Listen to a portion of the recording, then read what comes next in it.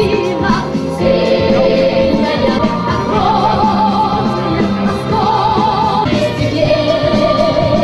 Я, наверное, сегодня хотел бы говорить как гражданин своей страны. Вы знаете, за последний период я 2 раза гордился своей страной. Это Олимпиада, когда мы доказали всему миру, что мы лучшие, что мы самые сильные. И Крым.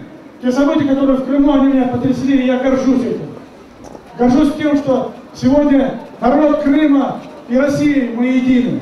И, наверное, сегодня очень уместен тот лозунг, что в единстве наша сила. И я сегодня горжусь и благодарен Путину за то, что он объединил вокруг себя всех нас. Я благодарен сегодня крымчанам, которые стали на защиту наших южных рубежей Родины и не допустили натовские войска в Крым. Я сегодня горжусь теми россиянами, которые готовы были предоставить свой кровь и поделиться своим куском хлеба для тех беженцев, которые бежали с Крыма. Уважаемые друзья, на самом деле в единстве наша сила. И сегодня здесь присутствуют люди, которые сопереживают со всем этим.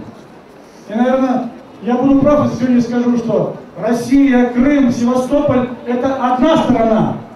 А страна – это Россия! Ура! Уважаемые жители Республики Коми, дорогие земляки, разрешите мне от имени Коми регионального отделения политической партии ЛДПР поздравить вас всех с праздником. 16 марта этого года народ Крыма вернулся домой. Ура! Абсолютным большинством он проголосовал за присоединение Крыма и Севастополя к России. И мы благодарны этим людям.